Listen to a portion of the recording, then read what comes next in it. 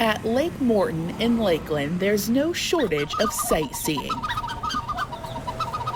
The scenic view filled with nosy and noisy neighbors waddling around. It is nesting season. Spring is in the air. If you've been to Lakeland, you know there's one particular bird species that has this city in a flutter. Well, in 1957, the city of Lakeland released a pair of swans on this lake, Lake Morton, that were gifts from Queen Elizabeth. Her Majesty's royal flock, the crown jewels of Lakeland. They've become a fabric of the community. It's almost a rite of passage for people, families to come down and feed the swans, and they're even so iconic, they're the city's logo. Spring isn't the only thing in the air here in the Swan City. So is love. This royal crew had its very own Duke and Duchess. We have a black-necked swan who last year, we only have, at the time last year, we had a male and a female. That's it.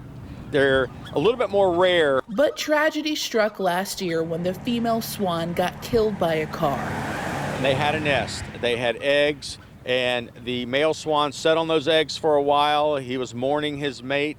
Swans typically mate for life. It's very unusual for a swan to find a new mate, and everyone thought he'd now have to fly solo. But for this hopeless romantic, it was only the beginning of his love story. But what's interesting this year, our black-necked swan has wooed a female. The talk of the town, the new couple now nesting their own eggs, flapping into a future together. The city dedicates part of its budget to take care of them, and it's working around the clock to protect all the birds that have become webbed into this community. The speed limit is set at 20 miles per hour around the lake, and the city is asking everyone to be careful as they pass by because the swans are nesting.